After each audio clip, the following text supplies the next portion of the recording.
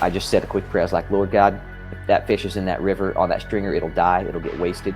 And I promise I won't waste it. I need it, and I'd like to have it back. And 10 seconds, man. That fish and the stick that it was tied to and the stringer that tied it to the stick, it all came up to the surface of the water beside me. I'd been watching this water all day. It came to the surface of the water beside me. And I reached out with a long stick, fished it back, and got that. That fish was on there. And that's when the show cuts on, and I'm holding up the fish. I got this fish twice, you know? And it was a huge prayer moment, because it was a miracle, like casting your net on the other side of the boat, and you'll find it. It was like that. So that's one thing. Second thing, like when I put a fish out at the end of the show and I said child hunger, I mentioned some stuff that's really close to my heart. I mentioned children in Afghanistan and children in Burma because I know they're starving. And I've talked about that, and I said the world needs to know. You need to know. And I put that fish there as a sign for that.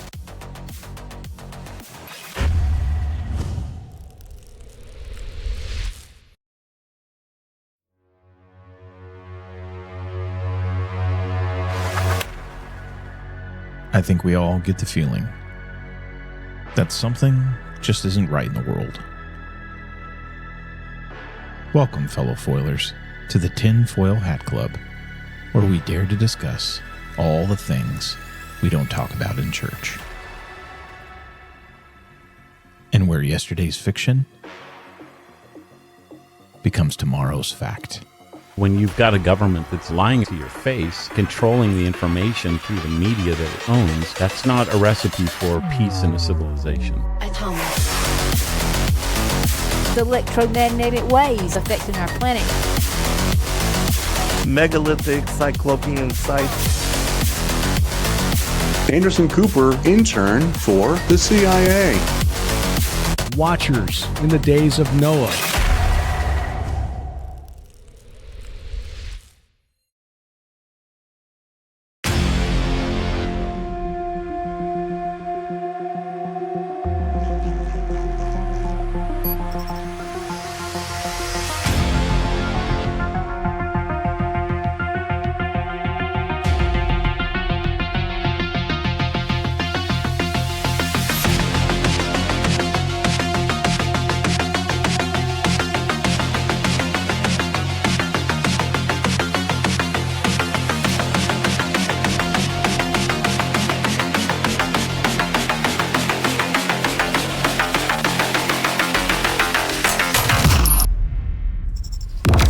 Well, hello and welcome to the Tinfoil Hat Club. I'm Kyle. And I'm Ben.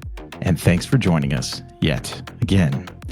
So this one's a little bit different format than we're used to. A little bit. You guys won't know as much of a difference. It's different for us. Normally Ben is in the studio with me, but today we got some inclement weather that's rolled through, a couple of the challenges. So he is resting in luxurious comfort in the studio of his home and joining us that way. Normally it's fun to be in studio, so we'll bounce off each other in a little different way today. But thank you guys for joining us. Just a reminder that we can see you live. So if you're joining us on Rumble, YouTube, or our website, thetfhc.com/live streams, where you're going to go to see us there. We can actually see all of your chats coming in. So we'll kind of monitor that through the show. And if we have anything we can work into the show, we will do that. So just a reminder for you guys, if you are not joining us live and you're hearing this maybe down the line on Spotify, Apple, or one other service, you're probably getting the edited replay of this, the normal podcast release. So just a reminder that you want to check us out live, because if you're listening to this, it's probably going to be about 12 weeks down the line. The Lord has been very good to us and given us a lot of cool guests to talk to. But unfortunately, that means it takes a little while for these releases to come out since we release weekly. So just make sure that you are actually heading over to our website, thetfhc.com/live stream, if you want to check things out on the live. So, but thank you for joining us either way, no matter how you're joining us. And then one other thing I want to mention to help pay the bills a little bit around this joint is starting tomorrow. So midnight, here in just a few hours, the Black Budget sale is going to begin. So if you guys want to get some cool swag from our website, head over there, thetfhc.com/merch, and all of our stuff is going to be 25% off. So Ben is wearing a Legacy hoodie over there. I don't know if you can see that a little bit. There you go. Thank you, Vanna. It's very, very beautiful. But if you want to get a cool hoodie, normally $45, you can get one for $33.75. You can get t-shirts for $18.75 and various different stuff. So support the show, help us out, head on over, get something cool for the holidays. You can even get gift cards over there. So there you go. There's my shtick and my spiel. Very excited about today's show. So watching this gentleman as a viewer was awesome. I zeroed in on my wife and I love the show Alone. That's what this gentleman is from. He actually was on season 11 of Alone on the History Channel. And so any of you guys familiar with that show are probably going to be familiar with him. But really zeroed in on him. One, because he's an Indiana Hoosier native, which is awesome. So a fellow Hoosier. But then really what was awesome was watching his faith journey. So he talked about his faith kind of growing up and a little bit how he was brought up. And then the faith journey that he goes on the show during his whole time out there or up there in the Arctic Circle in Canada. And then now after the show. So we're really looking forward to discussing with this man today. And that man is Mr. Timber Cleghorn. So hey, guys. He's around here. And hey, how's it going? Yeah, man. Thanks for welcoming me on the show. I'm really excited to meet you guys and just be a part of this episode. Yeah, bud. Thanks for coming on, man. It was great to kind of catching up and talking a little bit before we hit record today and started firing things up, and looking forward to some maybe more conversation after we're done. But looking forward to chat with you, man. You've had an incredible run on this show, and it's just I'm so excited to talk to you about that and talk to you about your faith journey and all of that. But before we get into that, if folks want to learn more about you, where's the best place for them to go? Timbercleghorn.com is my website. My book is on there, but I'm sold out of autographed copies there for now. So get on Amazon and get my book that I just put out about it. And that's the best place to really learn all the background details on not only me, but on the show Alone as well. It's probably got more background related show details than they've ever approved to be put out in a book before. So that's got my story. Like if people are like, I want to know more about this weird dude, it's the book right there. I would just say that get the book, and it's on the website too. And we will make sure that we give Timber a guest page on our website. So if you go to tfhg.com/guests, you can see all the guests we've had on. He'll have his own tab on there, and we'll have a link to the book, and you can use our affiliate link and help him out and help out the show too, because part of that actually comes back to the show, not out of his end, but out of Amazon's end. And I'm sure that won't hurt them. They're going to do just fine.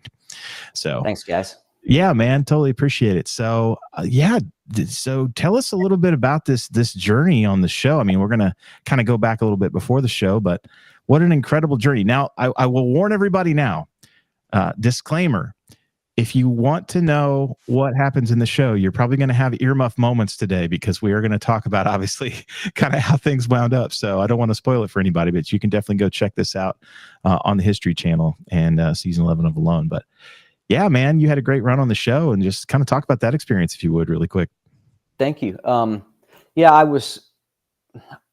It's not what I expected. Getting on Alone, and all the journey through there is very little of it is what I expected. It's just like life, it turns out very different than what we had in our mind. But what I love about you guys, about this podcast, is that you told me right from the beginning, look, we're particularly interested in the faith journey that you undertook, that basically happened to me on the show. It was God's gift to me, the way I see it. And the reason that's exciting to me is because it really did boil down to that.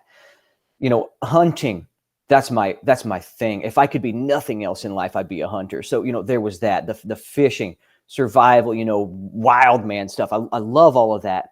But at the end of the day, the faith journey, it defines the whole thing to me, because what it is I went out there as a human being that was a total mess inside. I had just come out of some terrible war zones, Ukraine, and another country, which I won't mention, but was even more personal, because in this case, many of my friends and neighbors were getting killed. It's a minor genocide, in a small Asian country. And I just had come from that, came straight home and applied for Alone. And I went out on the show being a total mess. I would be, anything that happened in life, I would be either tear up or be on edge, jump on the floor, just if gunshots went off, if somebody mentioned the wrong thing, and I lost track of myself just a little bit, as it can happen to guys in rough situations. And at the end of the day, because of the spiritual journey that God took me on, which I assume we'll probably get into a little bit, but at the end of the day, at the end of the show, I came home with absolute peace in my heart that I had forgotten even existed, and I couldn't have had the strength to just create it for myself. So I know it came from God. He had a path for me to walk out there. It was good for me, and I only hope that it would be good for viewers, for other people to share in and maybe draw something from.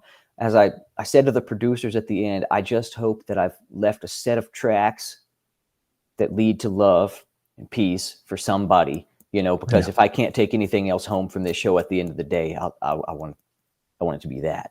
And so I guess to sum it up, that's what the show means to me. And any particular point that you want to focus on, but it was a spiritual journey for me from top to bottom. And that's what I didn't expect. Yeah, that comes across exceptionally clear when you watch the show, and it was so fun. I think we were. My wife is sitting off screen here, so if I look over and ask questions, she's going to be unwittingly a participant today. But she's like, I want to come down there and sit for this one because we had such a good time watching you. I'm glad. Yeah, it's and not just you, but everybody, right? I mean, yeah, that's just the thing is, you get these 10 people that get dropped in the middle of nowhere, and you got some gear, and you got some camera equipment that you got to lug around with you everywhere, which I'm sure makes it really extra fun. I wouldn't use the word fun with the camera gear. Well, I thought I laced it with enough sarcasm for everybody to pick up that it ain't that much fun, right? But the thing that you zeroed in on right there was your faith journey, and that's definitely why we want to talk to you today. But it's amazing to me because one of the things that I just thought of, and I kind of remember feeling this through the show, and I think maybe my wife and I talked about this, was how amazing it is how people have almost the same experience out there from the standpoint of it realigns your priority structure. It takes all of the stuff that we deal with in life, and it just rips it all out, and you're left with just kind of you and God and nature. And you start to focus. Everybody, it's so amazing when you watch the show season after season after season, no matter where you are, whether they take you to Patagonia or like your case up in the Arctic Circle or over to Vancouver Island, which I never want to go to as long as I live. But, everybody seems to go through that same process. And it was kind of amazing to watch you go through that process. But in your case, having that faith grounding, it seemed like it just kind of rooted you that much more in it. Is that kind of accurate? Yeah, I think so. I going into it, I hadn't lost my faith in God, so I knew that He would be communicating with me through it. So you're right. That baseline going into it was a wonderful thing because I think there's a separation point. People going into that, like you said, they have the same type of priority reshuffling, but in some cases, to me, it seems to lead people no higher than nature and connection with that, and in my thinking, folks might disagree with this, but I think nature is an expression of God, an exhibition of God, but that there's still farther to go than just nature, that it's part of the road, and that beyond nature is the creator of nature, and so I think that baseline did help me to go possibly, if I could say this without sounding presumptuous, maybe further in the transformational journey than I would have otherwise if I'd stopped just at nature, be like, nature's wonderful, have better priorities, I feel more peaceful, there was farther for me to go. There was farther that I needed to go. And having that baseline of believing that nature is an expression of one who's greater than it and who I want to find through all of this, that was important. Yeah. Sorry, Ben, you got something? Go ahead.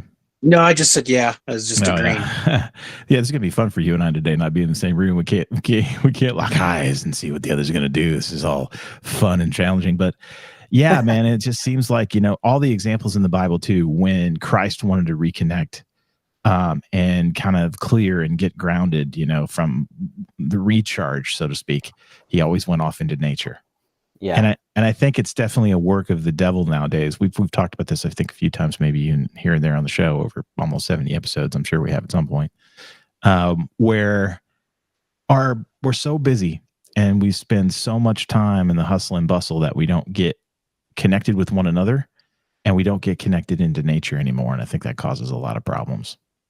Yeah, like nature is the USB port that goes to God. Like if we don't ever spend time connecting with it, it's hard to know God's ways because He showed us His ways through nature. So you're right, like nature is so key. Yeah. So one of the fun thing, and you guys could see it in the artwork behind me that I had to work in here when you watch the show, is Timber is one of the rare contestants that actually was able to, I don't know if anybody else in the show, we haven't watched every season, but you bagged a moose and it was like early in. Yeah. How many days was that? Do you remember off the top of your head? Oh, 14. Never. He remembers. Of course you do. 14 days. And you were out there. How long were you out there? 83. 83. Yeah. Wow. And man, that's an insane amount of time. And you basically, watching you get this moose was another one of those fun moments, because that thing just kind of carried you through from a cash perspective all the way. But the thing that people don't realize, or I guess I would never have thought of until watching the show, is, dude, that's just the beginning. Because you got to field strip this thing, and you've got how many pounds of meat? How many, like what? How much is a moose? Well, they wrote on the screen that it'd be 600 pounds of meat, but I believe it was at least 700, and yeah, getting that all to camp. You're right. That moose, such a gift, but at the same time, if I had only fished during that time and not caught the moose, I'd have lost a lot less weight, I feel, because I went into hyperdrive mode when the weather warmed up. Worst case scenario, you get big game on the ground, and then the weather just warms up. It's the Arctic. It's not supposed to do this. So I went into hyperdrive. I walked probably 30 miles carrying all those loads collectively, 30 miles. And so barely ate during that time, and then had smoked it all, built a big smoker, turned it into a shelter, then smoked all the meat. And by the time I got that done, it was a week later, and I'd lost nearly all my weight that I ended up losing during that week right there. It was a crisis week. Wow. And that was the moose, like it's a two-edged sword. It was a gift. And then it nearly took me down, that just the work, because I'd have left before I let that meat spoil. Beautiful animal, I'd have left the show to save the meat, but I had to work hard and get it done. And that punched me out. I look skeletal at the end of the show, and it's because I lost all my minerals and salts from sweat doing that moose work. Yeah. Yeah. And again, the traversing is not even it almost seems like you get back and you're going to build even more burn even more calories, and because you have to now preserve this meat. And while it may be cold enough out there to preserve it from that perspective, that too is just the beginning, because the animals out there want to eat it. It's like, hey, bro, thanks for bringing back a really nice, fresh, clean moose for me to go and destroy and mow on. So you've got these, every kind of, critter out there in the world wants to get to this moose. So you have to build like this elaborate food cache to keep everything out, which was pretty awesome too. Thanks. I loved my food cache, and it worked. It was good. Point out, like it's so far the only cache in the show that's kept even mice out, and so it worked. But that moose, you're right, man. Two-edged sword, but I wouldn't trade it for anything. But it was, it's a challenge on every level. You miss containers. You don't realize how much just containers are an essential part of our life. How do I do this? There's birds picking at it every second. I'm out here, I'm losing 20 pounds of fat to the birds, just the little birds while I'm going back and forth. Yeah. Containers, bags, a tarp, a plastic bag, just anything. But there's nothing. No. It's a challenge. I think that it seemed like the way the show played it anyway, the martens. So if you're not familiar with a marten, I guess it's effectively like a little weasel. Big weasel. That's true. The martens are brutal because they're protected. So it's not like you can wipe out the marten. That's true. We were not allowed to kill a marten because of their status as a threatened species, I guess. And because the native hunters up there kind of need the marten pelts for their livelihood. So we just had to let them do their thing, and later in the season, we'd see there's very few hares because the hare population was declining. So there's very few hares. And I would go out. I've compared this with dub, especially. We'd find hare tracks and we'd be like, oh, good, hare tracks. I'll snare this thing. Marten tracks would join it, and we would find the spot where that marten killed that hare. Almost every hare that would come in to our area, hare is what you really rely on. Arctic hares in the late season a lot. And man, those martens were vicious, and they ripped into everything. But I defeated him in most cases. You did. And old William, he had a rodeo going on over there. Dude, watching that poor guy, I'm like, the Martins were wrecking his world. Oh. But he took it so well. He's just like, oh, did. I'll name you, cute Martin. I got to tell you, for pretty early on in the show, you kind of develop your favorites, and this and that, and of course we were rooting for you, but William was up there, and then Dub as well. Dub kind of just went through it too, man. Yeah. And which is fun, because that's kind of another thing I wanted to ask, and just about the show is, as far as Dub goes, he wrote the foreword to your book, which I saw. Yeah. He's a good friend of mine, and he gave me a real good foreword that I feel proud of, and I'm just proud to have his name on the cover because of how close our territory ended up being. We shared the exact same challenges, and we've become really close friends. That's awesome, man. Have you kept in touch with anybody else from the show? Yeah, I've kept in touch a little bit with everybody, some more than others, but I talked to Dub a lot, and I talked to Jake. Okay. Yeah. Talked to William a good bit, and my wife and William's wife are close friends now. And that's really cool. awesome. Yeah, man. Talked to Isaiah, Cubby, Sarah from Alaska a little bit, everybody a bit, but probably, Dub the most, and then probably Jake. Yeah. Jake's a good friend. That's cool, man.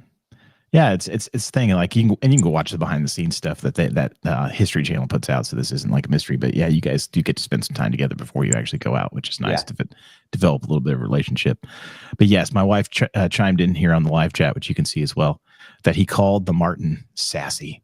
That was the name of the Martin. I'm not gonna lie. I'm not gonna have you quote. I'm not gonna have you say anything about this, but I got to tell you, I looked at my wife a few times and I'm like, when that camera ain't rolling, Sassy might have caught a bullet.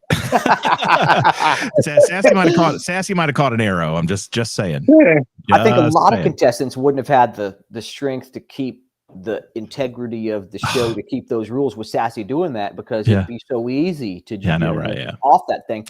I just don't think I'd have had the grace to name it and be so kind. I'd have named it Dead Meat or something. Yeah. I'd have been throwing sticks at it, which I did on the show. I shot my bear exploders at a Martin. I just saw it and I'm like, I don't want this thing to have a good experience around my place. I'm going to blow it up now, I'm going to scare you so bad you're never going to want to come within 55 miles of my camp. That was my goal. It's like the fourth little pig in the little pig store. He builds his house out of wolf skulls, and tactically stupid, but it sends a message. I just wanted to send a message. Yeah, well, I remember that too. There was a time when after you got the moose, I think it was you, where you had took something and you had urinated on the trail to keep the bears away. I think that was you. Oh, yeah, it was.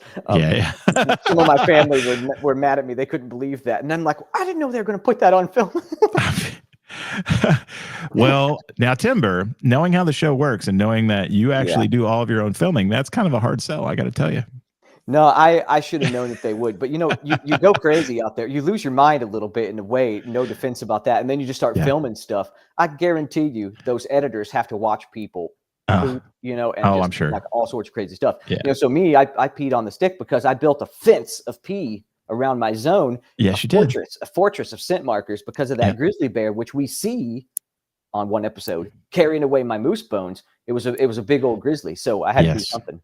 I do remember that now. It was the carcass. Yeah, he got to the carcass that you'd left behind, obviously.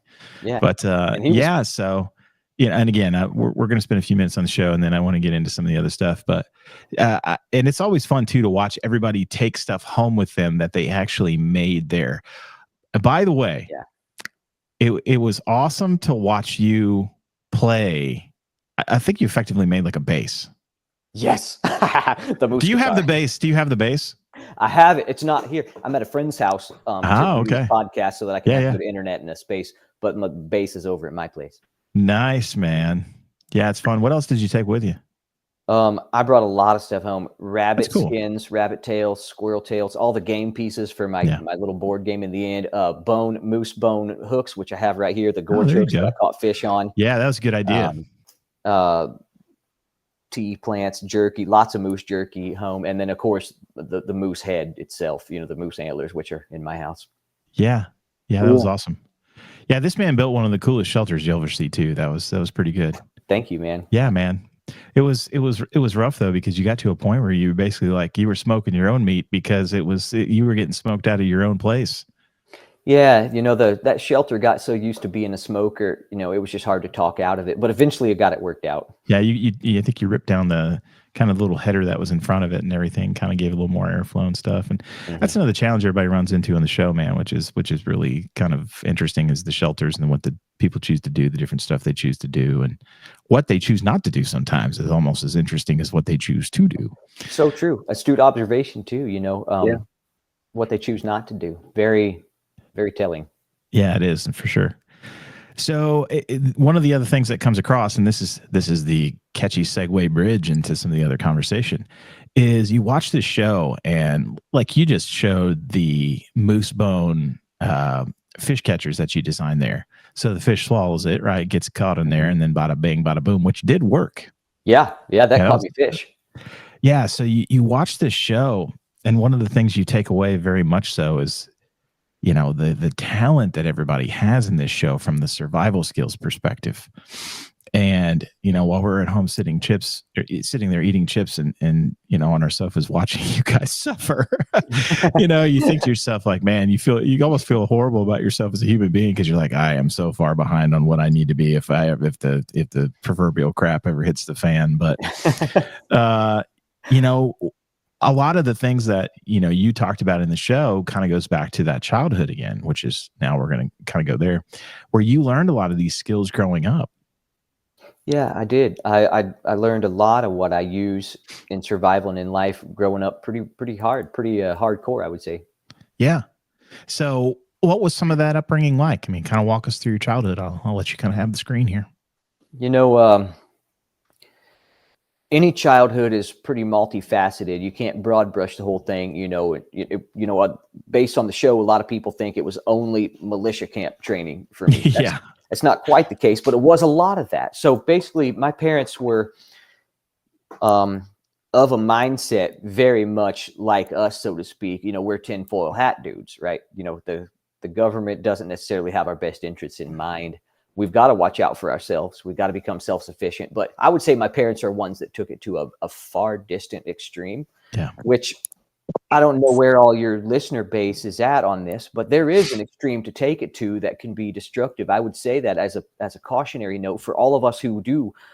I mean, my head is always in the space where, society collapses and we've got to be self-sufficient. We've got to restructure. We've got to make it happen. Because I believe that the order will be shaken up, that things won't go on all cushy, because in a vast section of the world's history, it's been difficult survival living for everybody. So this cushy bubble isn't going to go on forever. I'm always in that headspace. Amen.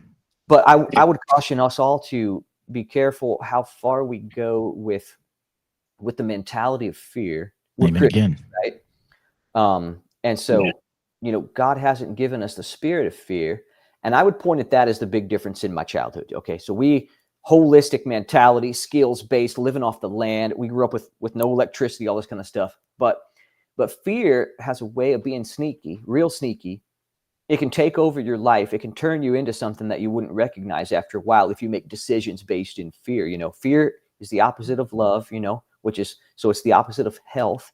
And I guess in my childhood, there were just so many decisions made in fear that we kind of went off the rails, ended up being afraid and even hateful of everybody in life, so much that we were so isolated. When I left home, I didn't know how to order food at McDonald's. I didn't. Right. That's not necessarily a problem. I'm just saying, like, where I was at, I didn't know how to speak to people. I spoke English, but I didn't know what people were saying. When I left home, I couldn't tell what they were saying, and they couldn't tell what I meant. And so I had to diligently study the humans, to be able to communicate. And I overcompensate sometimes, which on the show came through, and some people got annoyed. They're like, "Oh, he's trying to pretend to be something." No, I'm overcompensating because I don't know how to communicate to people. I'm an animal. Yeah. So we grew up very much training for an insurgency warfare, Armageddon type situation. So from the time of being very small, 5 years old, desensitized through media, I watched many, many hours of atrocities in Africa, but the communist forces in Sudan, crushing babies with their trucks, burning people alive and all this kind of stuff. And that was meant, I think, to set the tone in our heads, but to steel us for what we were supposed to face. I don't recommend that as a tactic for a 5-year-old or a 6-year-old or 7-year-old, really. Yeah. And that's what I mean by, fear can take you too far. So we spend a lot of time, I've a lot of time training with weapons and mentality and resilience and stuff for apocalyptic affairs to take place and to be able to survive and conduct an insurgency type survival mentality during those kind of times. So that's what I mean on the show when I talk about that. It has done a couple things for me. Firstly, I've grown and I've learned to live without fear for the most part. I think it's part of my journey towards health and love in Christ. I think that's important for us to find a foundation where we understand that perfect love, as it says in 1 John, perfect love casts out fear, because fear will torment you. And if you have fear in your heart, you're not made perfect in love. God is love. We want to be made perfect in this eternal being that is God, right? So, and I apologize if I'm getting too deep on that. No, you're not. Go ahead. No. Basically, learning to live without fear, and at the time when I left home, I hated, or just before I left home, I hated God, hated church, hated everything. And so, we all pendulum swing, we react. And I went to the other side to be like, no, so I'm going to trust the government. I want to enlist in the Marine Corps because I think that the path is just, the answer is being different than what we had been before. That's never the answer for us, is to just be different than what we don't like, because then we'll pendulum swing and we'll be something else. Yeah. The path is in truth. God said we shall know the truth, and the truth shall make us free. So over a long period of time, God graciously took me through experiences where I began to see more of the truth. Yes, it is proper to be careful in this world, to try to be skilled, to be self-sufficient, but to have our grounding, firstly, in the love of God, that we are secure, that it doesn't really matter, what chaos descends in our life. Secondly, to have a priority rate that's not just me first. Survival alone is a me first thing, which is what I came up with in the end when it was just the two of us left. I came up against this thing. Shall I go with that idea? Survival is a me first thing. And everything we talk about in this world that we need to prepare for, it's very me first. But we need to have a mentality that it's not me first. There's a higher good than just me. There's a service that's greater and heavier than just me. And I, as a man, I could try to do that. I'm very passionate about this idea, which led me into humanitarian aid work. It doesn't make me anybody, but I just want to express that this is the alternative to descending in fear with a me-centered mentality, which at the end of the day will steal our soul, crush our spirits for good, to destroy us. So basically, my childhood has given me that mentality. Some people might call that an unhealthy overreaction, but it's where I'm at. It's the principles I believe in that keep me out of the dark. And so I would say that there's a lot of darkness in my childhood, a lot of fear, so much fear that I thought of for years I'd commit suicide. I just didn't, because what would happen to my siblings potentially. Child services would get involved and maybe they would have to leave home. So I thought for years I'd kill myself, And so I understand a bit about being pushed to the edge, and childhood, kind of did that. But then, man, God is gracious to find us where we're at. Amen. Something for each unique path to show light, And so God showed me that on a mission trip once in Ukraine. Yeah. Changed my life for good. Yeah. Amen, man. No, I think you hit the spirit of this show dead on. I think we've talked about a lot of the same things. Almost any extreme you want to get involved in is never good. It always drags you down a path that you will lose yourself. Yeah. Spot on, man. Spot on. It does. Unfortunately, that's just what happens. But that being said, I appreciate very much the tenor of this show, to be alert to issues and to have sense about it, to see through the fluff, the smoke and mirrors, what's going on. Don't get me wrong. Like that's what I think that's center. To be wise, to see things, prepare. Yeah, no, for sure. How long were you in the Marines? So I didn't join the Marines. Just before joining the Marines, I went on a mission trip instead. And from there, I decided I'm going straight into independent humanitarian aid work instead of joining the Marines. And that's the path I took. Since that time, I've been with Marines almost constantly, just ironically. Yeah. And they all slap me on the back and they're like, hey, we're together. And I'm like, no, I don't deserve the honor that you guys have there. But we work well together in war zones. I'd say that. Yeah. No. Yeah. So when you're getting brought up in this environment, was the preparation and kind of the extreme nature of it all geared towards governmental, or what was the balance, I guess, percentage wise between governmental and like preparing for like Revelation apocalypse kind of thing? Probably more governmental. Probably 70% more governmental and maybe 30% religious viewpoint driven. Well, it was all religious viewpoint driven. I'd say that, but I'd say 70% of it was really a status of the government. They had just come through a time my parents had when they'd seen Waco happen, The Ruby Ridge shootings, and lots of this stuff. So they were terrified. They were terrified about what was going to happen. And rightly, to be concerned. Yeah. And so I know people personally who went to Waco as that was going down in order to help start the revolution, and oh boy, graciously decided that, by the grace of God, decided that wasn't the fight for them and actually got away. Oh, that's good, because obviously it did not go well. No, it didn't. Yeah. No, well, that's all. You'll have to join us for a whole nother show on that one. Dude. Yeah, that's funny that my story. dad then, in order to make a point to us kids, took us straight there after the incident had concluded. It was the ruins were still smoking, and I saw them still taking bodies out as a 7-year-old kid or whatever I was at the time. Wow. Yeah, so you're getting this, for lack of a better term, heavy indoctrination into this world, into this extreme pendulum swing one direction, right? Yeah. So, and then you go on this, trip, and it changes you, it seems like. Very much so. It was a weird thing. I thought the concept of God was dumb. Church was dumb. I hated all of it. And yet in church once, as I'm just like biding my time so I can go join the Marines, without causing problems that would reveal to child services the state of my family, for my siblings' sake. Right. I'm biding my time. I'm sitting in church. Hated it.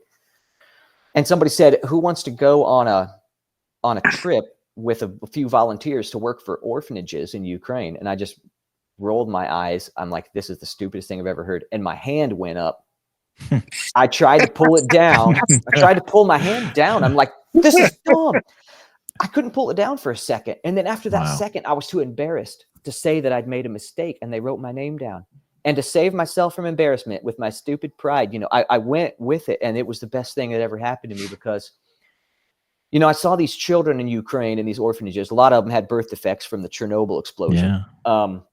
There was not just fear in their eyes. There was some fear in their eyes because they didn't know where their next meal was coming from in a lot of cases. Some very poor orphanages. But more than that, there was hopelessness in their eyes, because honestly, I don't think anybody had ever told most of these kids that they were worth anything, that they were, that there was value to them.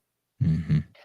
I think now that that's the big thing about God that changes everything for us, is that God is the one that actually creates value to humans and to his creation in general.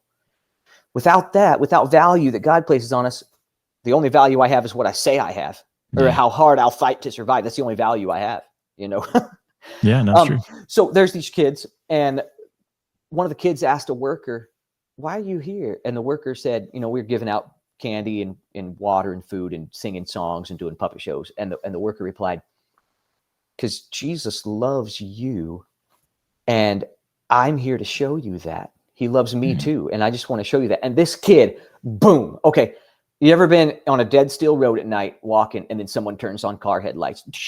Yeah. Came out of his eyes just about like that. Boom, lights turned on in his eyes, and he understood that he was valued by somebody. This gets me every time. Yeah, man. He understood that he was valued. And he was like, I want that. And he changed. Fear went out of his eyes. And I looked at him. I felt connected to these kids, because I'm like, I have, this fear and valuelessness in me that made me want to kill myself. I'm seeing that. And it was solved, at least in part, through this people telling him about the love of Jesus. I'd heard about Jesus in my life, thought it was dumb. I'd heard about Jesus, but I had never seen Jesus just freely expressed through love and service. Never in my life. Yeah. And it turned something on in me, and I just was quiet. And for day after day doing this work, I just watched, and it happened to a lot of kids. And knowing that they were valuable. Yeah. Excuse me. Turned something on in them that turned on light in their eyes. And I said, I want that for myself. And then there came a day, I was there in Ukraine we stopped and I went into the woods. You know, we were just kind of at a break between places. You know, there were no like nice gas stations in Ukraine at the time, you know, to stop at. So we just went into the woods to, you know, pee and stuff. And then I found this place that was obviously an old battlefield from World War II. There were slit trenches, and you could tell because they're zigzag so that a grenade can't blast down a whole stretch of trench, you know, and then shell holes. And I went wandering through there just fascinated. You know, I love war history. I come upon big mounds of dirt. And I climbed up onto the top of a mound of dirt and I saw a stone and it said, 2,000 civilians are buried beneath this mound of dirt. And I quickly got off the mound of dirt. The top of it was caved in a little bit. And it was from the Nazi push through Ukraine. They had rounded up people from the town. And under each mound of dirt, there were 2,000 people. Well, me having just understood that God values humans, that seemed like a confrontation of this idea in my mind. How can humans be that wantonly wasted if God thinks we're valuable? And I presented that to God, and then I made a promise. And I said, God, if you could, I thought to myself, how would God meet people like this in their time of need? He'd meet them through strong men who could stop violence, strong men who could evacuate them and rescue them. That's what God would do. And so I said to God, if you're real, if any of this is real, I want you to do one thing. I want you to use my life for some people like this. And if you'll do that, it said you can have everything, every scrap of what my weird life is, every scrap of it. And you know what?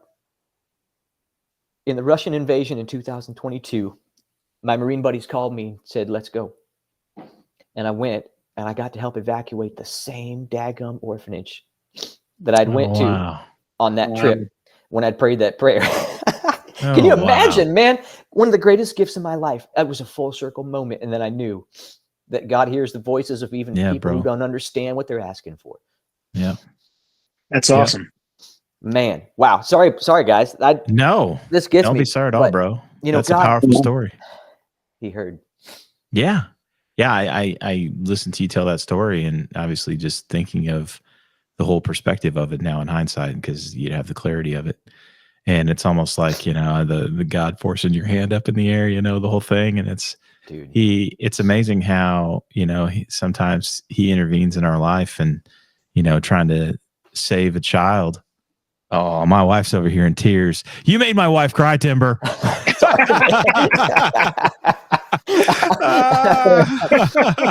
sorry. No. Good tears, man. And I'm just, you said the light came on in that child's eyes, and I just imagine God watching that scene and thinking that, no, I think 2 children's eyes lit up that day, man.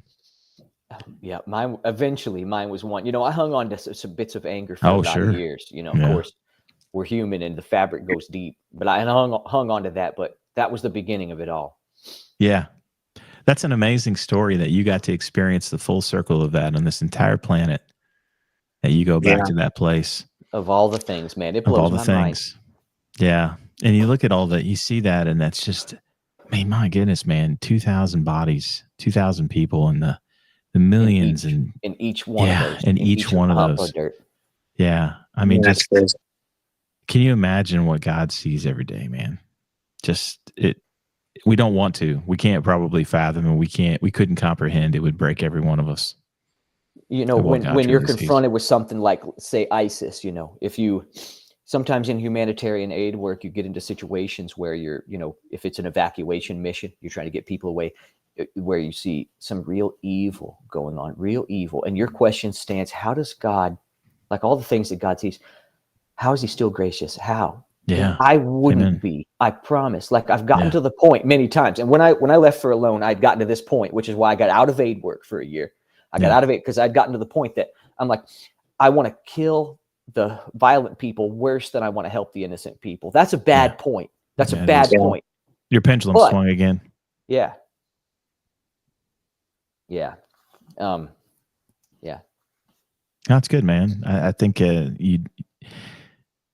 God shines special favor on people.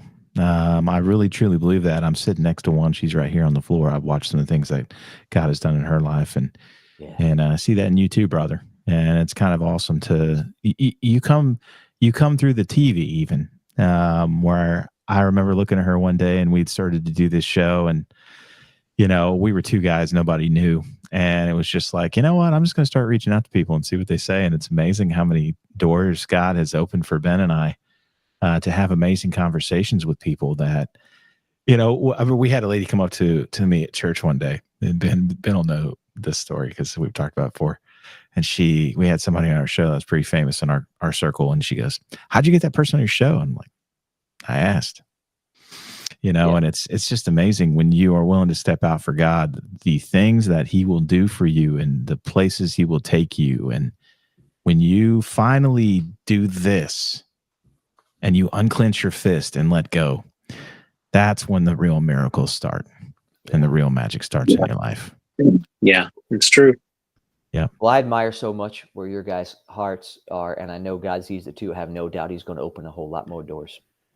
Well, you know what, brother? Whatever he decides to open, we just want to have the courage and faith to walk through it. So that's everything that we do. I had to have that same experience on this show. Like I had to unclench too, and had to let go and go. It's not mine, it's God's. So I had to get that through my thick head. Yeah. And we all have our moments. But it sounds like the show really was another miracle in your life in a lot of ways. It came at a very important time where it helped you reset. I think it was a miracle, and I think that, we talk about the winner of Alone, right? And I'm not going to be like falsely humble, and I know I did a good job. I got to day 82 stronger, and on day 83 I go home. But we talk about the winner of the show. I'll never claim to be the winner. I won't ever say like I'm the winner, because William is the winner. Yeah. But I will claim one thing. I think the true winner behind the scenes is Timber Cleghorn, my wife, because I think she got the real treasure out of Alone, because I have no doubt that William's wife would say the same thing. I bet he come home a better man. Yeah. I know I did. And I know that I was in a bad place beforehand. It was pretty dark, just trying to, just the human nervous system that absorbs things on a battlefield or somewhere is a hard thing to fight against. And veterans will know what I'm talking about. You can have in your brain, you can have all the peace in the world, and in your stomach and liver, you don't have any peace, because it's your nervous system tied there, and you're always on edge. And it can make you a bit angry, because you get angry at yourself for being that way, because your nervous system is so uncontrollable, And I was definitely on that path, solidly on that path. And then on the way on coming home from Alone, I'm me being well. I can help my family be well. Yeah. And so that's why I say the winner of Alone is my wife, Kara. Yeah.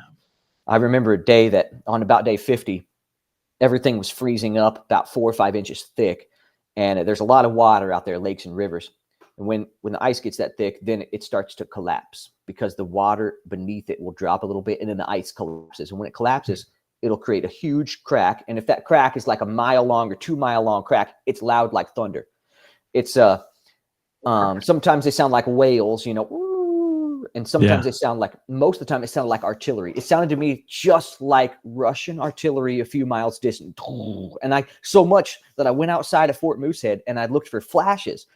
But at that time I noticed that I didn't jump. I didn't wrestle with it. I was fine. I was calm, and I knew that God had taken me to the Arctic for that reason, Wow. Yeah, you were at peace. Yeah. Yes, Fort Moosehead. I forgot you had named it Fort Moosehead. Fort Moosehead, baby. It was pretty awesome, dude. It was pretty awesome. I love that house. What are some other experiences that you had on the show that maybe didn't make the editing room that were kind of God moments? Anything come to mind? Oh, so I've got a couple things. Okay. I don't want to. I could go deep, but I don't know. I don't want to freak any listeners out, because You're not going to freak anybody out here, brother. The floor is yours. Well, I'll start shallow, and I'll say basically the fish that I got back. I lost a fish. Yes. And it was a huge fish, 10 meals worth of food. It's a big deal. And at that time, I'm trying to stack them in my cooler, because I knew that I wouldn't be able to fish anymore. So it was critical to me to stack a lot of fish in my cooler. The jerky was hurting my teeth bad, and I needed the fish. I lost a huge fish on a stringer. I was down in the mouth for a few hours. And later that day, this is what didn't make the show, and I wish it had. Later that day, I was walking along the shore, and I said to myself, you know what? I'll just pray about it. Why haven't I prayed about it? And then I thought to myself, I haven't prayed because I don't have the faith to pray about it. I don't think God would give me back that fish. Mm-hmm. And I said, well, I need to stop and think. So I stopped and thought, if I can pray this and film it, then I'll know that that I have the faith for it, because to film it, if God didn't answer your prayer and it's on film, they'll put that on there, and then you'll look like an idiot, just be like, oh God, give me this fish. And then you don't get into the fish, So I turn on the camera. I just said a quick prayer. I was like, Lord God, if that fish is in that river on that stringer, it'll die. It'll get wasted. And I promise I won't waste it. I need it. And I'd like to have it back. And 10 seconds, man, 10 seconds. That fish and the stick that it was tied to and the stringer that tied it to the stick, it all came up to the surface of the water beside me. I had been watching this water all day. It came to the surface of the water beside me. And I reached out with a long stick, fished it back, and got that. That fish is on there. And that's when the show cuts on, and I'm holding up the fish. I got this fish twice, Yeah. And it was a huge prayer moment, because it was a fish miracle, like casting your net on the other side of the boat and you'll find fish. It was like that. So that's one thing.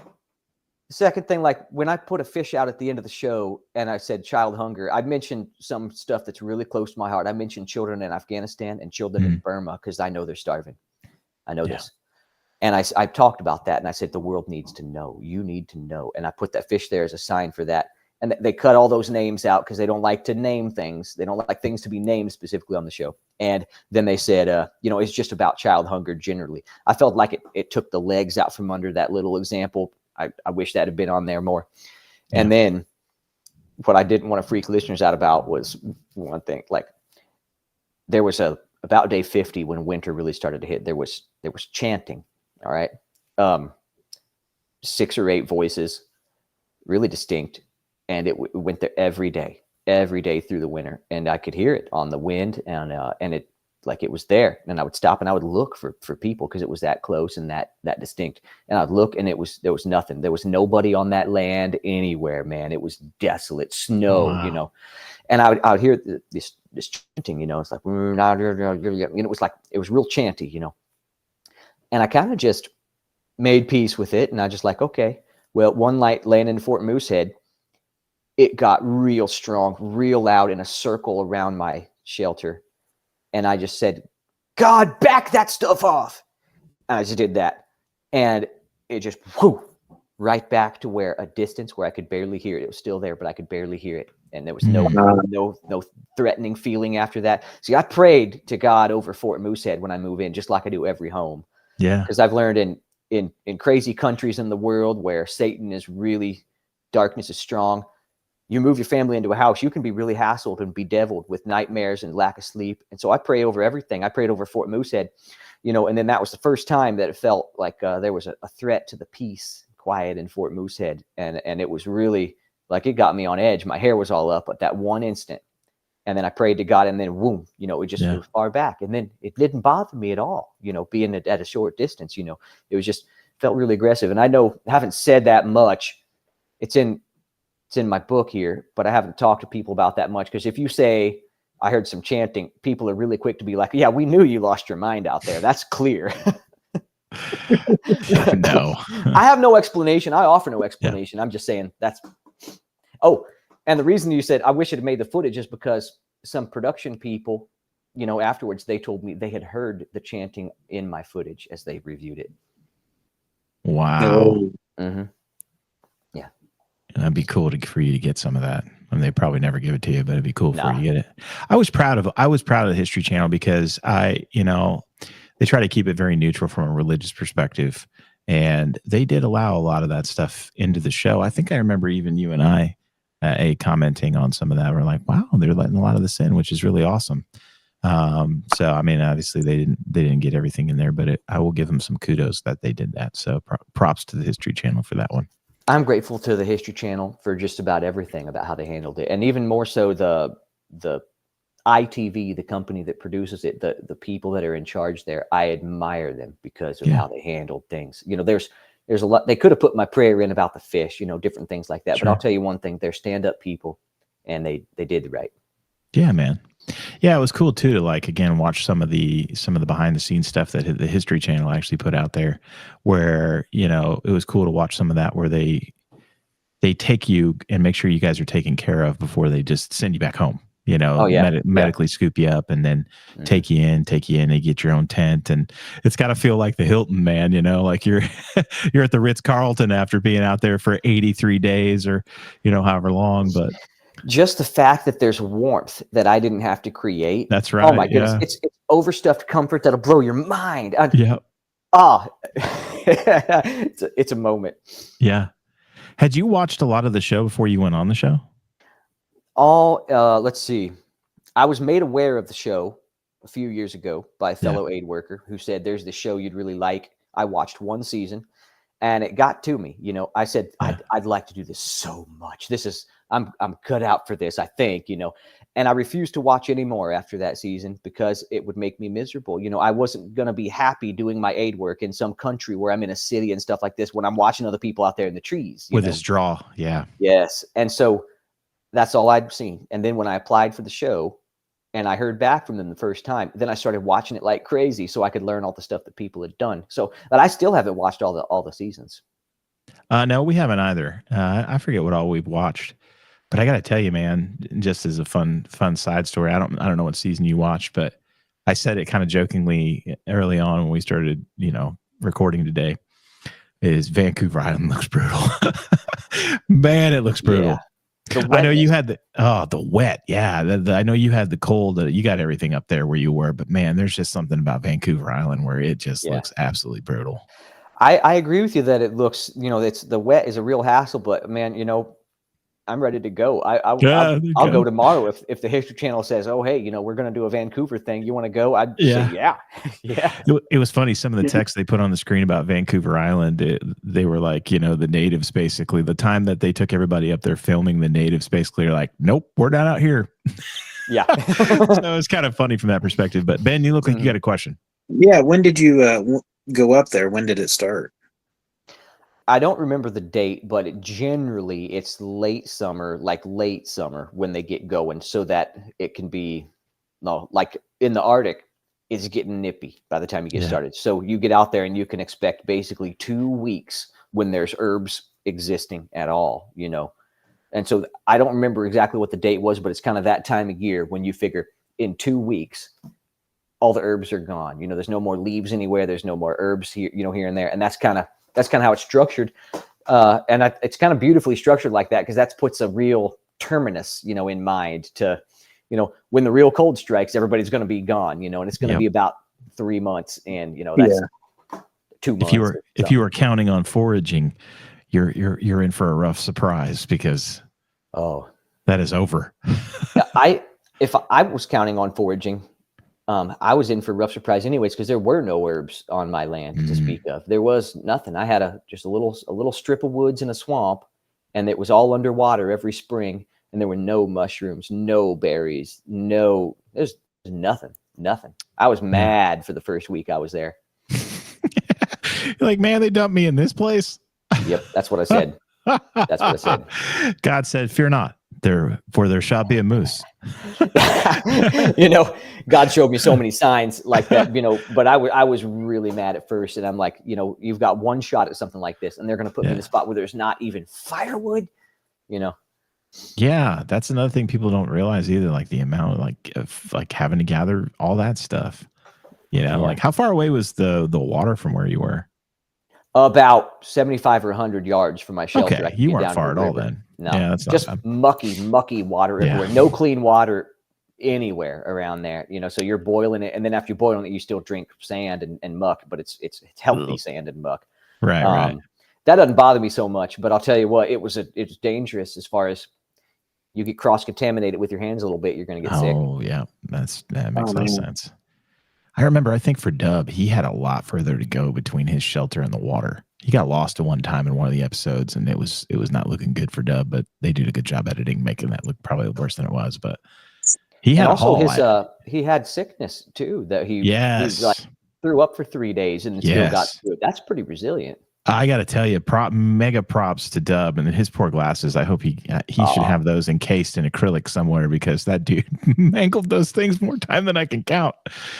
He's the dude with the glasses. He had me jumping up off the couch, just biting my fingernails off and being like, "Oh, come on, Dub!" You know, like Dub had me doing that with the glasses and restructuring them and just being open like he was. I love that. He was pretty awesome about fixing them though. Some of his fixes that he came up with were pretty ingenious. So he's pretty crafty.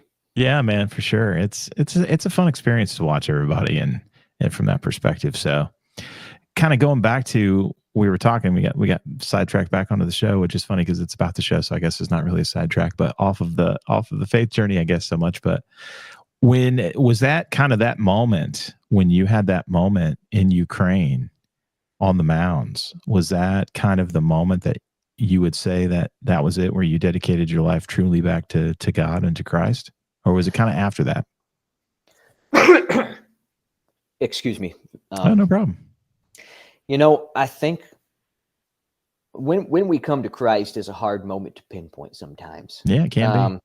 Because sometimes it looks more like a process than just a moment. We all want to have a moment, be like, that's when I believe in Christ. Yeah, and if I were to pin down one moment, I think that would be it, bro. Yeah. Is right there at those mountains in Ukraine, or just like a couple hours afterwards, they're in my thoughts on that. Yeah. So everything from that point for you was that you were like, I am definitely going to make it my life's mission to do humanitarian aid work. And absolutely. That's set me on that path from that moment. I knew, like from my childhood, I'm not useful at a lot of different things. I'm not useful in an office in a suit. I'm not useful designing things. I'm not useful with websites. I can work hard and I'm calm in war zones. And so I knew that, like, thinking along that line, if my heart is saying, I want to be there for people who are in a desperate situation like this, I'm cut out for it a bit too. And I just felt right. And so I went to a linguistics school first because I thought that would lead me into, like, linguistics might be my path into engaging in, basically, I always wanted to be like between the military and a civilian aid worker, because instead of just joining the Marine Corps, I started to get a picture that, if I do that, I can't make my choices and get to where people are the neediest. It's funny, when the Russians invaded Ukraine in 2022, a couple years ago here, me and my buddies went right past the 82nd Airborne. They were in Poland. Hey boys, they all wanted to go, but they can't because they can't make their choices. And that's the only reason why I'm happy that I didn't join up, because in every other way, I just wish I'd have joined up. I'd like to have that. I'd like to have that community. That'd be my men, Yeah.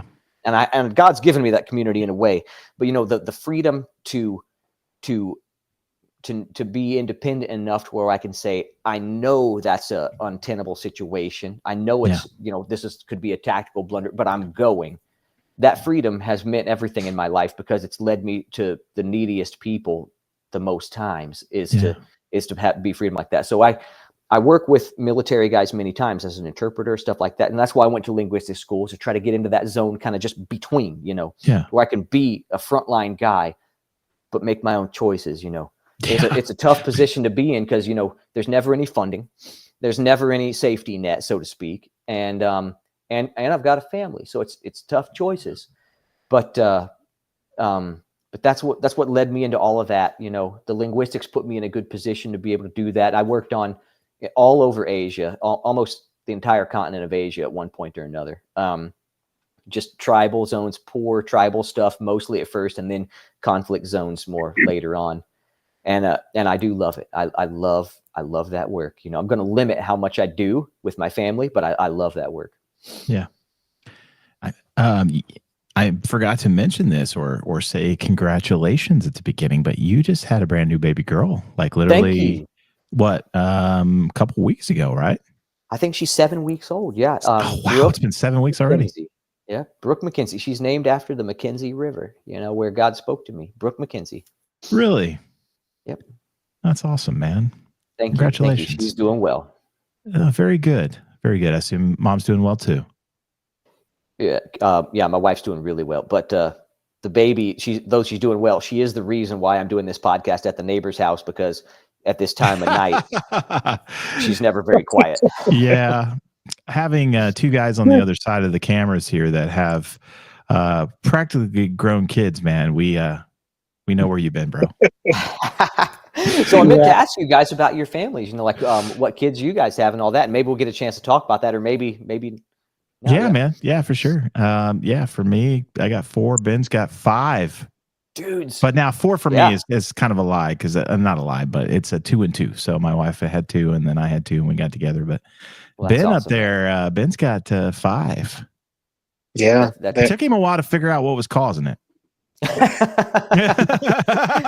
Did you give him a book as an act of kindness? No. He had already done all the damage before I was able to come along and rescue him. So our story's kind of fun, man. We've literally only known each other. We lost Ben.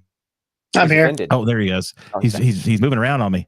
Ben and I have known That each was other weird. now for, I don't know. It's the program.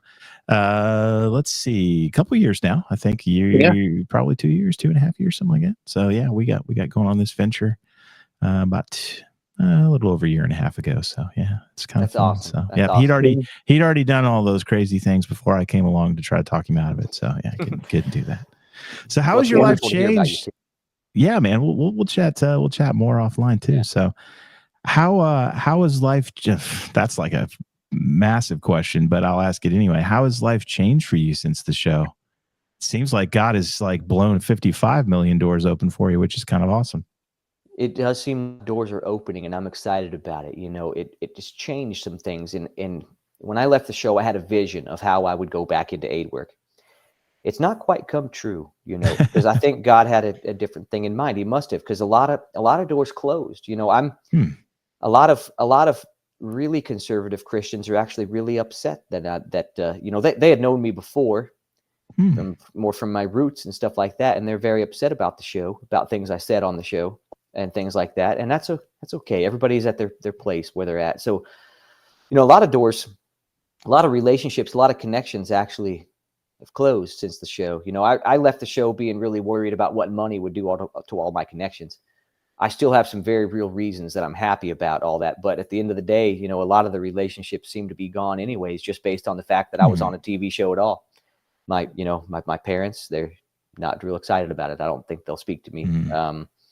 Wow. You know, and so there's negatives and positives, but I take away, you know, there's so much positive because God is opening some new avenues, some new ways that we can approach it that I wasn't aware of, you know, and so I'm spending a lot of time researching them, talking now, contemplating and seeing what will be the new look. Cause I know I'm going back overseas to a number of different projects, you know, where people are needy. That's my heart, you know, and I'm trying to figure out how to do a hybrid split, you know, with my family to have a healthy family life, you know, partly here, partly there, so that it's sustainable for my kids. You know, my kids were also pretty stressed out when we came home from the last one. They'd picked up a lot of damage and a lot of stress just by osmosis somehow from me. They when we lit in the airport, I remember my oldest son Levi trembling and saying, "Daddy, is there a war here too?" Because each place we had been so far, there'd been violence, some chaos. He said, "Daddy, is there a war here too?" And that broke my heart. I said, "No, son, there's not." And he's like, "Oh, good."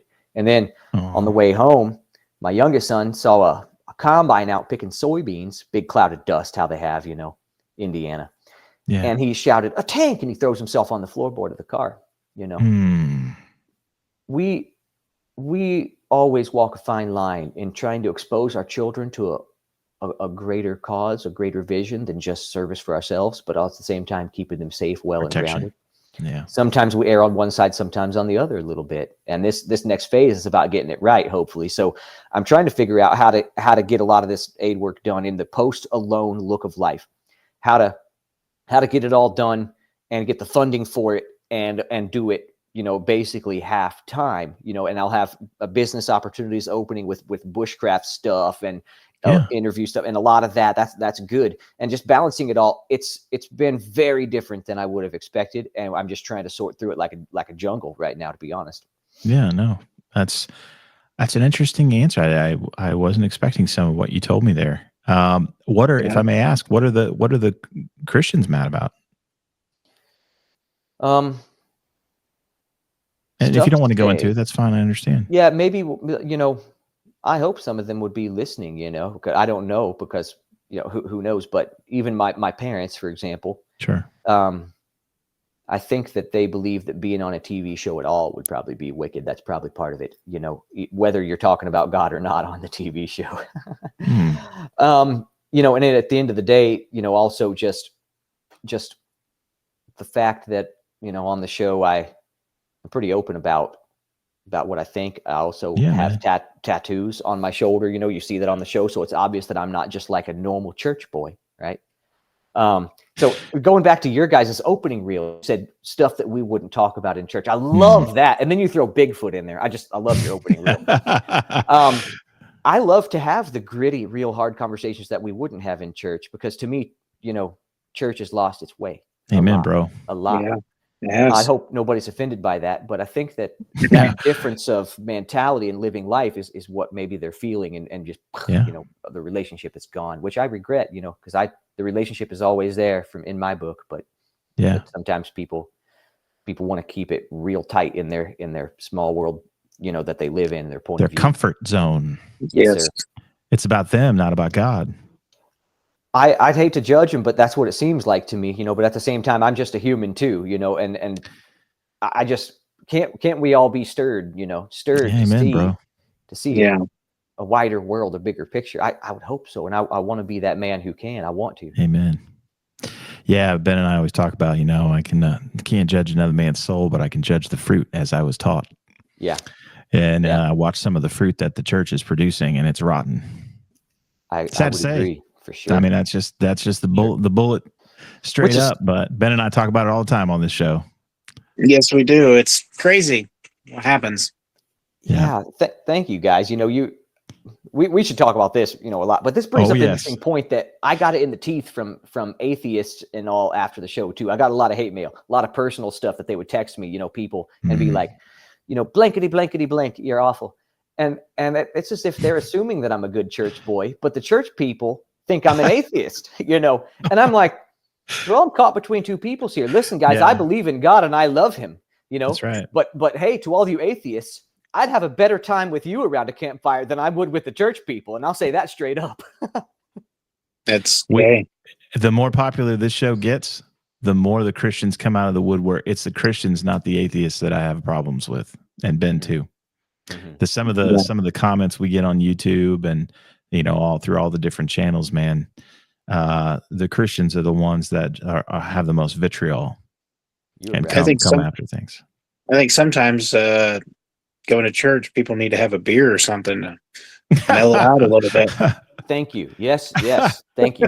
You know, I think one thing that stirred me early on, because when I got away from the militia group mentality, I was still pretty hyper conservative in my mind. And I went overseas. Sure. I was working in areas there was almost all Muslim areas in my experience there. Mostly it's been, you know, some Hindu, some Buddhist areas, but mostly Muslim. And some of my best friends are Muslim. Yeah. But, you know, in Muslim areas, there's always, you know, a percentage of people who are very orthodox, very serious, and sometimes violent, you know, about that time view. As Americans, we know that, you know, we probably make too big of a deal out of it, but it's there. And in them, I saw us. And I would say this to Christians, and they would not like it, but I would say this message to Christians is that when you see a truly Orthodox Muslim, and then when you see a truly Orthodox Independent Baptist, there is not a nickel's worth between them. There's not a nickel's worth, man. And this could be hurtful. I probably shouldn't be saying this. It's dumb for me to be saying this like publicly, but that's what stirred me to be like, then what is it about?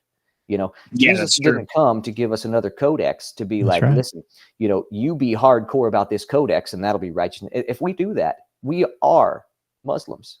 Yeah. And there's no difference. No, it's just a different side of the same coin.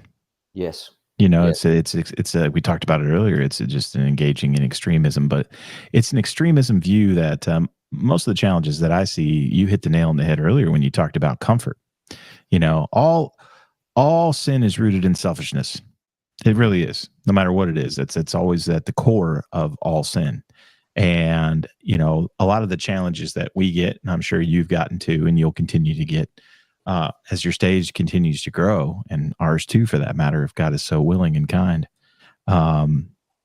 really revolves around the fact that you challenge people's comfort because of your connection to God and your ability to stand up and go, no, this is wrong. And it's not about me and my opinion. It's about God and what God's word has to say, the truth of it, not some extreme version, but the truth of it. And that makes people feel very uncomfortable. I want it to be clear that it is about that, but what I just said earlier, is that too far to go? I hope I haven't overstepped. No, you got it. You paint however you want, Bob Ross. So you go right ahead. No, that's the whole point of the show, brothers. We said early on, and we've been hit on YouTube for things that we've talked about and gotten into because, we all know there's censorship in the world, but Ben and I made the commitment early on that we were going to talk the truth and tell the truth, and, God will take care of the rest. So you say whatever you want. Well, I hope I don't ever bring any more heat than you guys have already taken from the Christians or anybody else. Because right. I'm already firmly in between, the conservative Christians that I knew not liking me, and the atheists think they don't like me, but actually we'd get along great. Yeah. No, I've never met an atheist yet. I've said this on the show too, and Ben and I've talked about this many times. I've never met an atheist yet that wasn't church hurt. I think that's the largest demographic of American atheism. I do. Yeah. And it's funny, we've had this conversation with a few atheists, post alone. Your question was about life after the show. Yeah. Talked to a lot of atheists since then. Some of them have turned around and said, listen, you've stirred me to think, because I'm like you said, church hurt, but I need to, not let my experience color what I think about what you're saying. So let's talk. And one fella became a believer because of doing this. One fella who was an atheist, Amen. Yeah. So you needed one. That's all right. Just one. Ben and I have had some of those same things happen, and we just rally around that, right? Like we've had people message us and say, "Hey, I was, you guys restored my faith in God. You got me back in my Bible." And man, there's no greater message than you're ever going to get than that. So all the other stuff, you just try to handle it with as gentle, a firm but gentle spirit, as best you can, and then plant seeds in the garden and don't trample in your own garden. Plant the seeds, walk away, let God water. That's right. And we've got to be kind, like if Christians are going to be known for anything and be Christians, we've got to be kind, like those who think they're Christians and they hate us, we got to be kind to them. We can't be like, okay, I want to kick them in the head sometimes. You're in your camp, you're my enemy, but we got to be kind in all things, Amen. That's the Christ-like virtue, I think, just kindness, just simple, straight up kindness. Yeah, I'm not always a kind person, but we got to do our best to do that. We do. It's another careful balancing act, right, between the two, being truthful with people and not shying away from the truth, even if they don't want to hear it, but also being kind.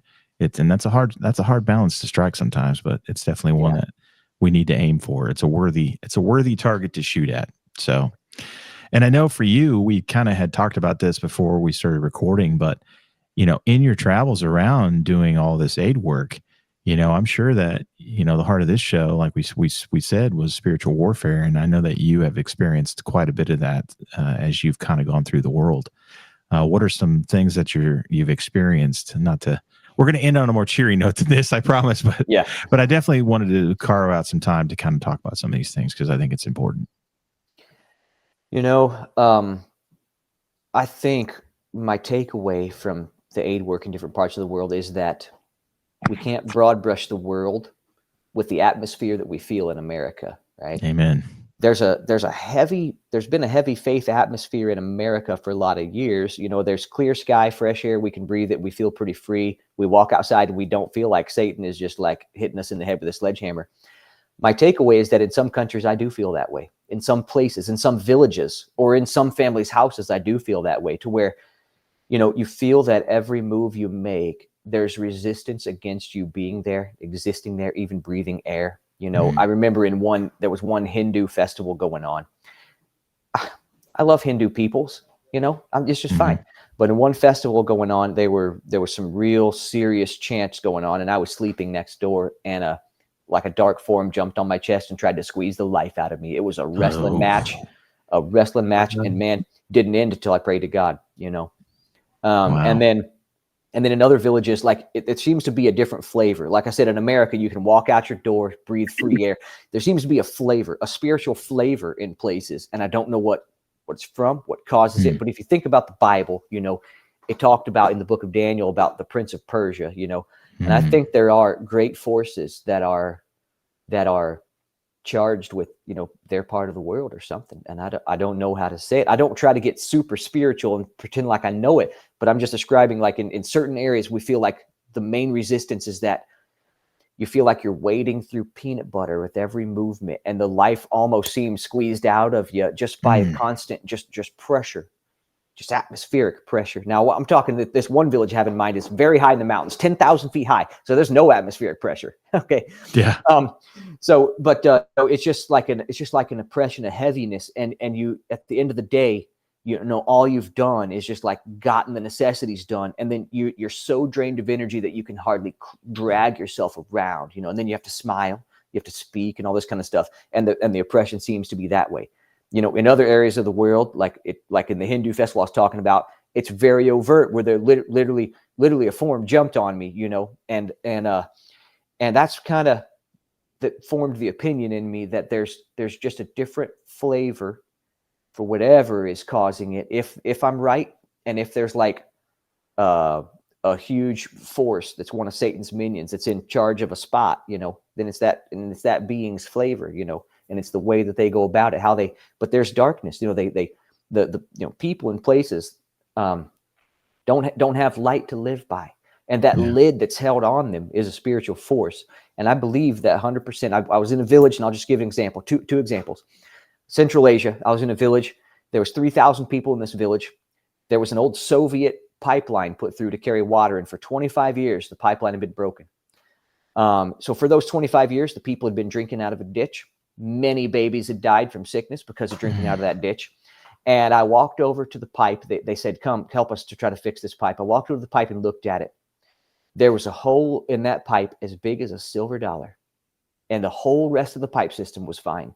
There was one hole, and they knew just where the hole was, and they pointed it out, and they're like, that's what's wrong with it. And for 25 years, nobody had hammered a stick into that hole and turned on the water so that they didn't have to drink out of a ditch and die from sickness from a putrefied ditch. And I thought to myself, that's darkness. Yeah. That's not having the light to walk by. Because if anybody, saved, unsaved, if they have light to walk by, they'd have taken turns. There was enough men in that village to take turns holding their thumb in the hole. And nobody would have had to do it for long. But hammer a stick into that hole. That's just an example. Another village in Afghanistan, far northeastern Afghanistan. I was escorting a German nurse, a couple other guys and me, and going way up this valley.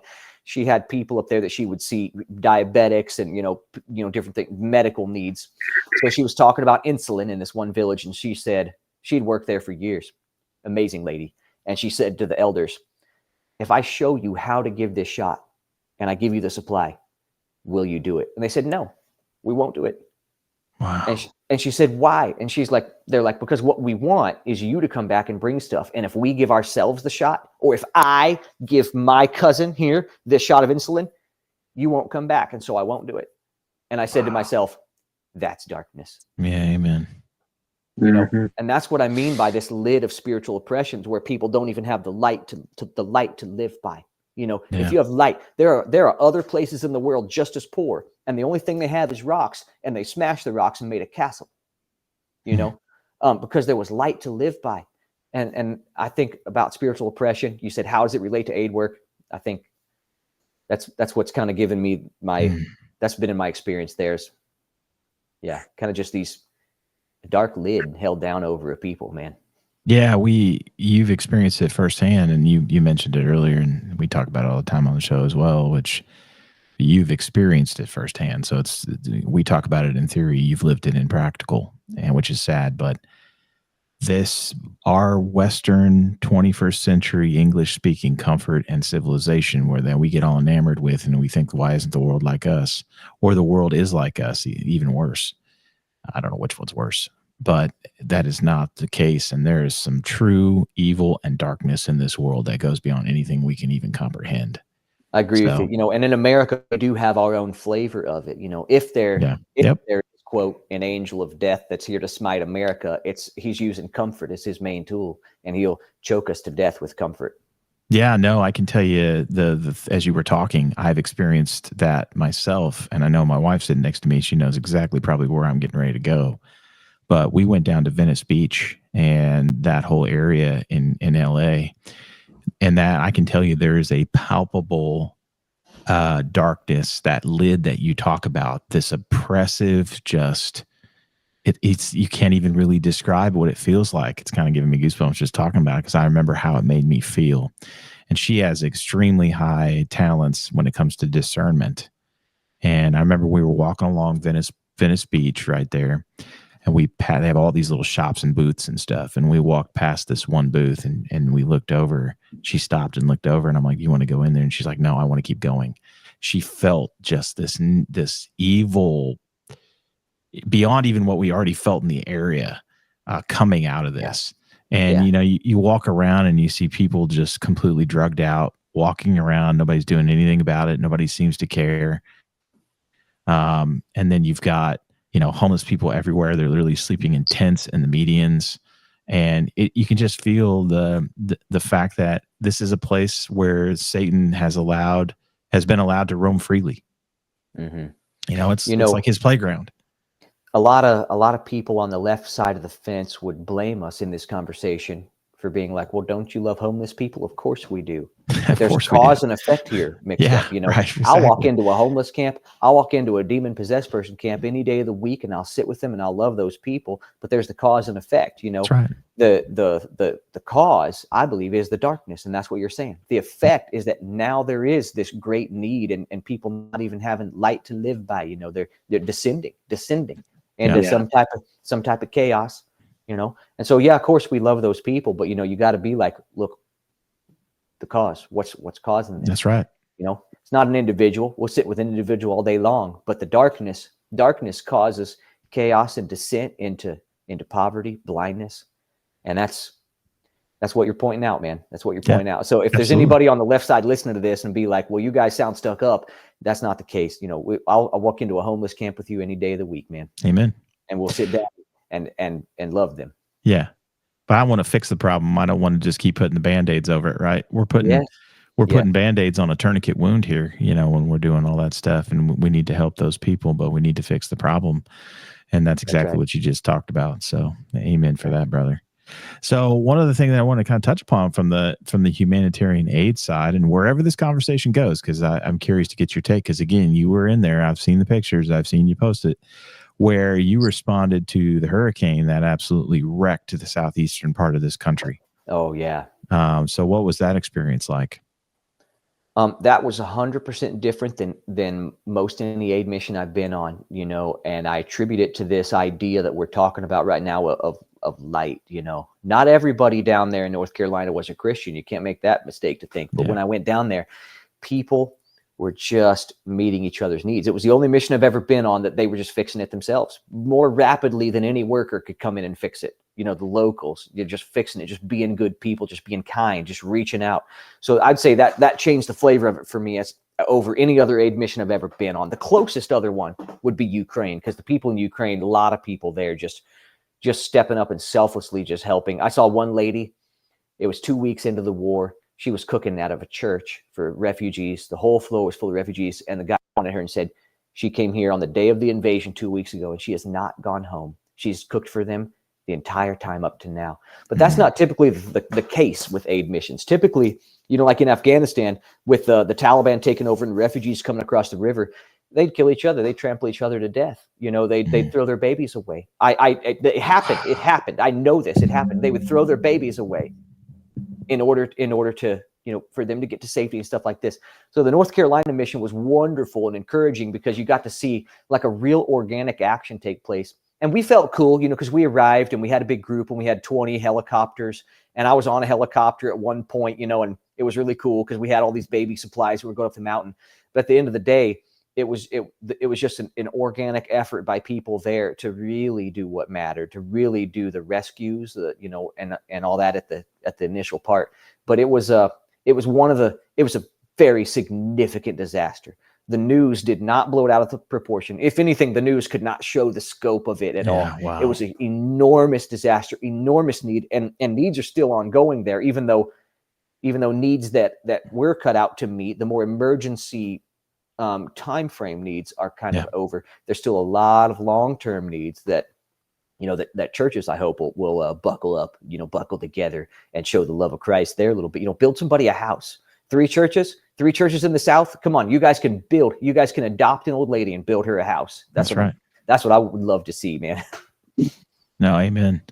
Was the governmental response, the way that it was portrayed, it seemed like was just absolutely atrocious. Does that track with what you experienced when you watched everything firsthand? It was a mixed bag because when I got there was a small National Guard unit that had been doing training nearby. So they're technically government, but they were just running amok with us. At one point, they were asking me, what do you want us to do? And I would point at directions and stuff. That was really cool. They were good guys, so that was government personnel, but they were just trying to be constructive. And then days later, FEMA did come in and set up a big office. And it's a mixed bag because they did start getting in the way and shutting down some good people. I have a friend down there now. He had this massive construction company, and he had all kinds of excavators on trailers. He had solved the situation in Barnardsville, solved it, cleared all the roads because his equipment was there for a job. He solved it. He put it on a trailer, go to the next town, and FEMA wouldn't let him in forever. And he's like, he was going to solve the solid waste management issue and all that kind of stuff. He had deals worked out with the town guys, no money, just volunteer. Yeah. And FEMA was shutting that down. And these excavators can do the work that 100 guys with a chainsaw can't do. Yeah, right, exactly. Huge excavators, big construction company, good solid guys. So FEMA was getting in the way there. But at the same time, in any disaster zone, Tajikistan is a great example of this. As the disaster wears on, you do have flaky people arrive who are like glory hounds who want to just go there and then go home and like wave a flag that they rescued somebody. This happened in Tajikistan like crazy when people were fleeing from Afghanistan, and it got people killed. There's books out about it where they rescued people, and I actually know the truth because I lived there. I gave the intel for the people for the rescues, the photos of the Taliban positions. They threw it away, did their thing, and got people killed. Just glory people. And so people were doing that in North Carolina, coming with machines and just being like, we are search and rescue, and just going off and getting lost and getting hurt, and there was no more search and rescue to be done. There was only body recovery. There was no more search and rescue. And so FEMA basically got up in arms about that. So there was a legitimate issue, and there almost always is some legitimate issue, but then FEMA, being a government agency, doesn't handle it as well as a good old local boy down there would do. Yeah. Overreact. And then it's just kind of a mess and but the main story is not that. The main story from that situation is the American people, the people in that area they did heroes work, selflessly give up day after night, all their equipment, some people lost all their stuff and just out there doing heroes work. It's admirable. America ain't dead yet because that's what I was just thinking when you were talking. I'm like, because kind of listening to your stories as you traveled around and then comparing that to what we just heard there, it gives us hope. And it's been a dark 4 years, and even we need some hope, and we need some hope that things are going to get better. And from a lot of different perspectives, we'll see what the future holds, but. You see all this stuff, and it's just America definitely needs to turn her heart around and give it back to God. We've drifted so far away. So that's right. And I wish that America would just listen, that they don't have to give their heart to church. They have to give it to God. Yeah. I just wish that. That's so true. Amen, bro. Well, one final question, and then we'll wrap up for the day. I guess my final question would be, what are some survival things, and not to get too far into the weeds here, but I think we are too dependent on a lot of stuff. What are some good tips, if you had to pick maybe 5 tips to tell the average person from your experience? What are some good things that the average person can do to get more in touch with their own protection and their own, self-sufficiency? You don't have to be militant. I'm not saying you, I'm just saying for the listener, I'm not asking it out of militancy. I'm asking out of, we need to be less dependent on these people and more dependent on ourselves and more dependent on God. So what are some things that we would share with the audience on that front? Oh, shoot, man. You said curveball get you lost there, in the weeds. Yeah, you did. Well, you say whatever you want. I was more saying that for the audience of I don't want them to think I'm asking out of militancy. I'm asking that because I think there is a balance, right? That middle point. And I think for most of us, I mean, I look at my life, right? If you ripped electricity away from me, I look at what that would do to I mean, that would be like taking a wrecking ball to my life, right? Mhm. And I think that we've established a point where it's like we do need to get more self-sufficient to be prepared, not for the government or anything. I'm like, yeah, there's concerns. I have concerns about them. And I think that's logical, but not to get so caught in that. But man, we have a world that is decaying. And I don't know if we continue on the hockey stick trend that we're on right now, you know, with the end times of what it looks like are on the horizon. You know, we need to be prepared and be prepared to be able to take care of not only ourselves, but our families and other people potentially. So, yeah, dude, you opened a big box, but we won't get lost in the weeds. And I promise you, no, you're fine. You say whatever you want. My response was not going to be go grab an AR-15 and do tactical drills. You know, that's what you think. That's not going to be my response ever. Of course, that's a great thing to do. Sure. All right. So you opened a big box, and to not get lost in the weeds, let's keep it philosophical. All right. Two things. The first thing is, I would say instead of pointing out individual skills or things to attempt, I would recommend putting yourself in a specific situation, and then you'll be motivated and you'll get all the little stuff, because there's YouTube videos and people better than me ad nauseum out there that'll give you all this little stuff, but you don't know which parts of it are important, which parts of it are needful for your life. So I would challenge everybody to, you know, everybody goes camping at a lake sometimes with their family, right? Everybody, you know, has these little trips. I would challenge you to make a point, families together, or fathers, you know, men, you know, and, you know, anybody that's listening in any way that they can set it up to, I guess the term is called boondocking now. Yeah. When you're with an RV or something like that, but you're like not going to just be plugged in using your AC. Is that boondocking? Yeah. Yeah. Mm-hmm. I would have everybody set the goal to boondock enough to get in the groove of knowing what you actually need in life. That's the main point I would do, because that's how I learned survival is living off the land, you know, knowing what you need in life. I could learn all this bushcrafty stuff in this avenue, but I don't need that. Yeah. Okay. So the main important thing is just knowing what you need. So I would challenge everybody, as the first point that I would say, to just challenge yourself, put yourself in uncomfortable boondocking situations as a goal each year, at least once each year, as a personal growth goal, to where you're forced to figure out what it is that you need when there isn't, you know, refrigeration and all that nice stuff, right?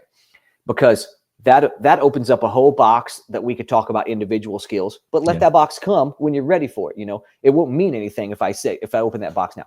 Second thing is, in case the grid were to go down or something like that, I did a talk at our church recently where I just said, I want everybody to be able to self-rescue for 1 month only. In case the grid goes down, there's no food at the grocery store, because most houses are a poor survival shelter, and people like don't even have the real things that you need for 3 days. They have the things you don't need for weeks and weeks, but the real things that you need, people don't even have that for 3 days. So I gave them some recommendations, which are a list on my website too. And I said, out of 3 5-gallon buckets, you can put the stuff in here that actually can sustain life for you and your family of a few kids for 1 month, in case it's total isolation, you know, and you know, from the grid and all this kind of stuff. Let your refrigerator go, you know, let everything go. And out of these 3 5-gallon buckets, you can keep body and soul together for 1 month, and always keep that system in place for you. And that's the other side of the coin there that I'd recommend. Yeah. No, that's good, bro. I know I threw you a curveball at the end, but you got a lot of expertise there, and I think that is a good conversation. We could probably have a whole nother show on that. So, well, I hope I didn't get too off point here, but no, not at all, bro. Not at all. You were great, man. I really appreciate you coming on and carving out some time and leaving your family to go and have a conversation with us. So thanks, bro. Appreciate it. That's good. I enjoyed it. Yeah, man. Well, thank you guys. I've enjoyed it a lot too. And I can tell that a lot of our life philosophy is the same. Ben, I really appreciate what you said earlier about what Christians should do, and it would chill us out and we'd have a good time. Yeah. So there it is. We're going to meet up for beers at some point. So there it is. Yeah, I would love that. That would be cool. Yeah. All right. Well, on that note, we will bid you all adieu until next time on The Foil. Take care. Until next time. Thanks, guys. Bye.